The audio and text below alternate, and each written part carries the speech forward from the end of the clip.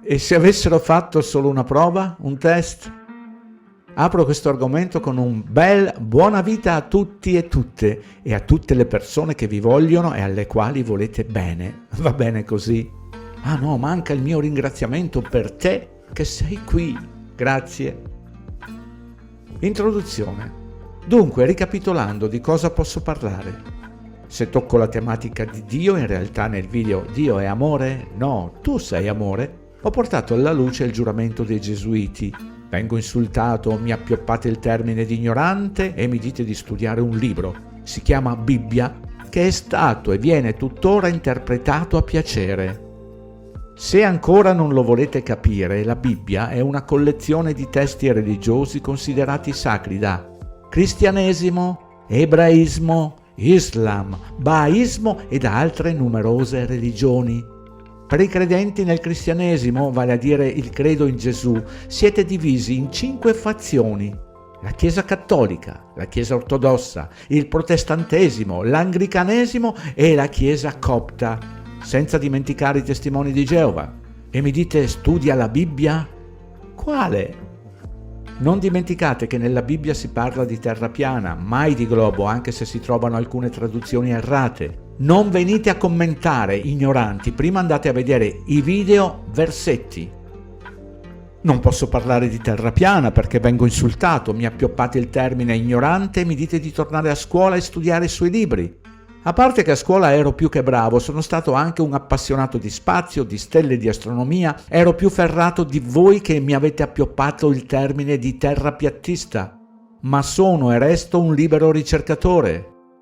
Non posso parlare di VACCNI o di COVID o malattie perché il sistema mi banna, ma qui è perché non permettono di studiare i documenti online di medici e professori che vanno contro la narrativa ufficiale.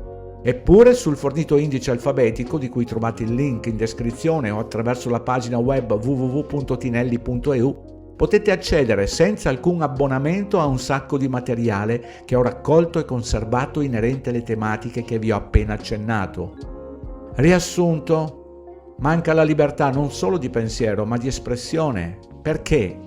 Non posso parlare allegramente di tutto quello che va contro la narrativa ufficiale perché ottengo solo 2 risultati. O vengo insultato dagli esseri umani o vengo bannato dal sistema in auge a livello mondiale, che qui in Italia è ancora più severo rispetto ad altri stati. Quindi, la tematica di questo video, come da titolo, è: e se avessero fatto solo una prova, un test? Premetto che vedrete delle schermate tradotte automaticamente da testate varie che ho spulciato in giro su vari siti stranieri, pertanto non soffermatevi distraendovi sugli errori o di traduzione o grammaticali. I leader mondiali vedono i lockdown pandemici come una pratica per i lockdown climatici. Si potrebbe pensare che l'era dei lockdown e della tirannia medica sia alle nostre spalle, ma i leader mondiali la pensano diversamente. Infatti i membri del World Economic Forum, dell'Organizzazione Mondiale della Sanità e delle Nazioni Unite considerano i lockdown pandemici come una prova pratica per i futuri lockdown climatici.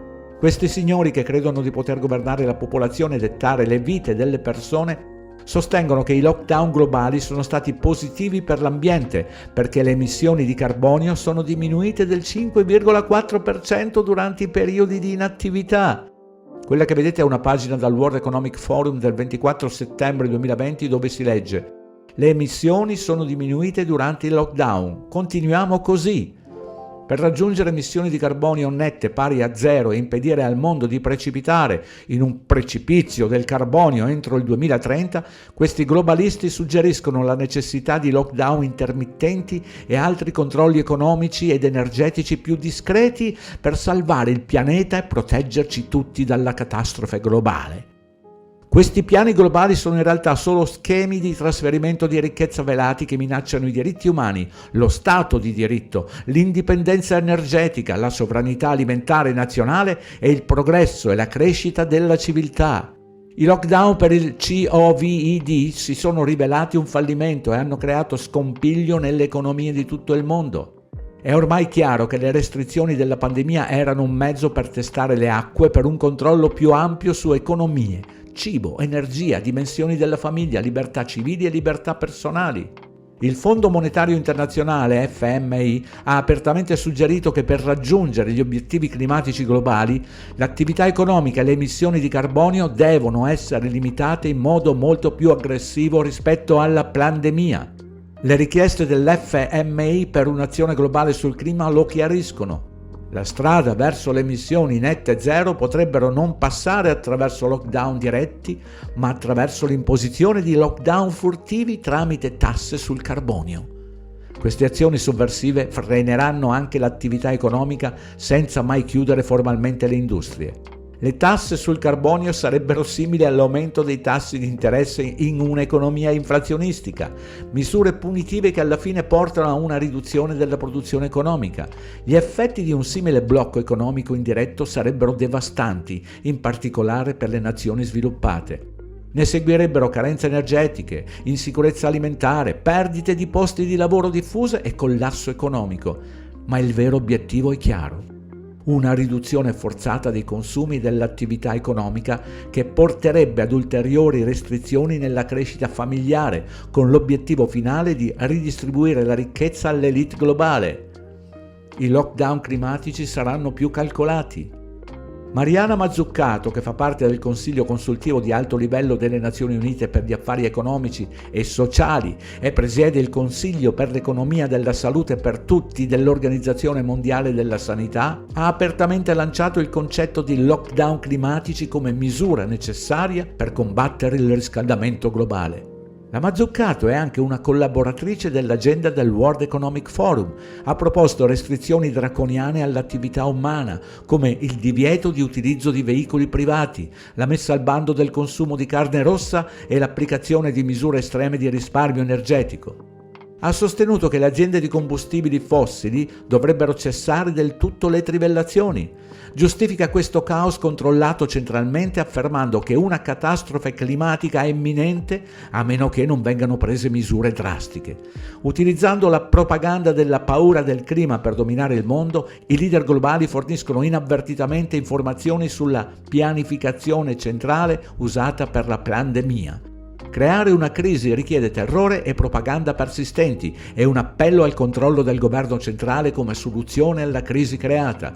Le conseguenze economiche dei precedenti lockdown sono state una crisi stagnante di cui molti continuano a soffrire oggi.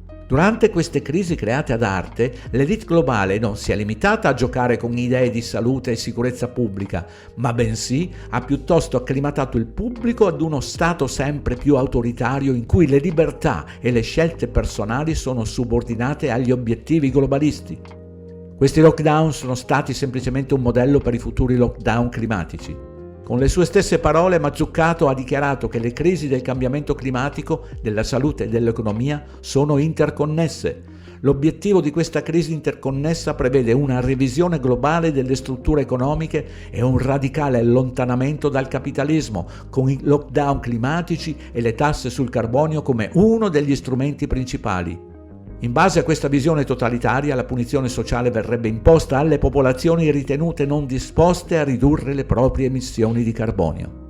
Ciò che diventa sempre più evidente è che l'agenda climatica, con le sue richieste di tasse sul carbonio, restrizioni economiche e drastiche misure sociali, riguarda meno la protezione ambientale e più la centralizzazione della ricchezza e del controllo. Il Fondo Monetario Internazionale FMI e altre istituzioni globaliste non si preoccupano di salvare il pianeta, ma si concentrano sulla riorganizzazione dell'economia globale e sulla ridistribuzione della ricchezza in modo da consolidare il potere nelle mani di poche organizzazioni dell'elite.